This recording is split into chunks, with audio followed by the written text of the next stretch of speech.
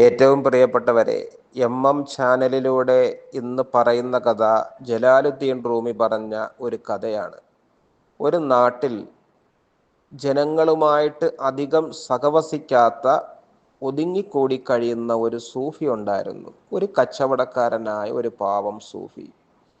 പതിവ് പോലെ അന്നും കച്ചവടത്തിന് അയാൾ പോകുന്നു. കുറച്ച് കഴിഞ്ഞപ്പോൾ അയാൾക്കൊരു ക്ഷീണം പിടിച്ച് അയാൾ വിചാരിച്ചു, ഇന്നത്തെ കച്ചവടം ഇതുകൊണ്ട് നിർത്താം.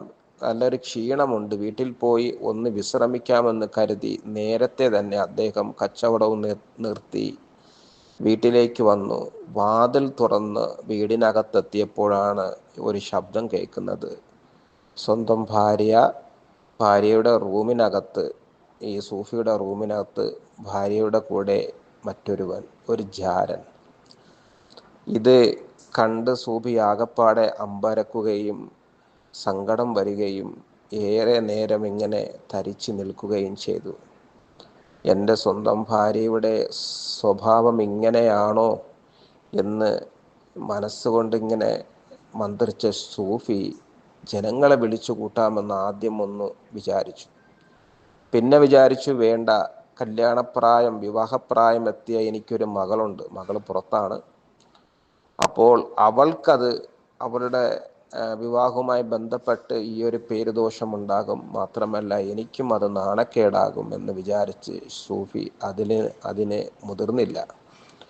അവനെ കാണാമെന്ന് വിചാരിച്ച് സൂഫി അവിടെ മാറി നിന്നു.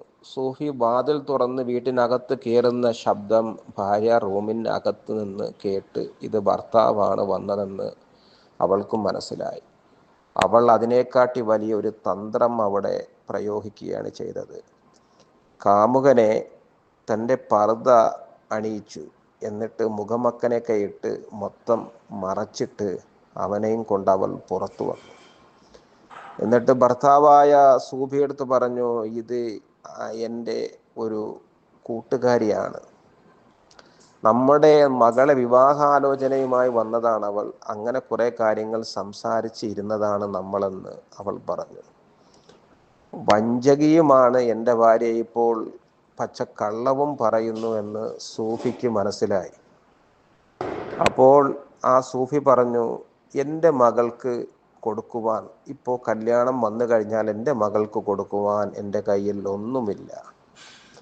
ഒരു സമ്പാദ്യം എന്ന് പറയുന്നത്, ആകപ്പാടെ ഉള്ള ഒരു സമ്പാദ്യം എന്ന് പറയുന്നത് എൻ്റെ മകൾക്ക് അവളുടെ പാതിവൃത്യമാണ്, അവളുടെ നല്ല മനസ്സാണ്. എന്നിട്ട് സൂഫി എന്ത് ചെയ്തു? വീണ്ടും ആ വാതിൽ മലർക്കെ തുറന്നിട്ട് പറഞ്ഞു ശബ്ദത്തിൽ, ഓരോ സ്ത്രീയുടെ പാതിവൃത്യവും, ഓരോ സ്ത്രീയുടെ ശരീരശുദ്ധിയും, ഓരോ സ്ത്രീയുടെ നല്ല മനസ്സും അവൾക്കറിയാം, പിന്നെ എല്ലാം അറിയുന്ന അള്ളാഹുവിനും അറിയാമെന്നും പറഞ്ഞുകൊണ്ട് സൂഫി വീണ്ടും വെളിയിലേക്ക് നടന്നങ്ങ് പോയി. ഈ വാക്കുകൾ സൂഫിയുടെ ഭാര്യയുടെ നെഞ്ചകത്ത് തന്നെ വന്ന് തറച്ചു. ഇതാണ് ജലാലുദ്ദീൻ റൂമി പറഞ്ഞ ഒരു കഥ. നമ്മൾ ആരെയൊക്കെ മറച്ചു വെച്ചാലും ശരി, എത്ര ഒളിഞ്ഞിരുന്ന് ചെയ്താലും ശരി, അള്ളാഹു എല്ലാം കാണുന്നുണ്ട്. നല്ലൊരു കഥയുമായി, ചിന്തനീയമായ കഥയുമായി മറ്റൊരു ദിവസം ഇൻഷാ അല്ലാഹ് വരാം.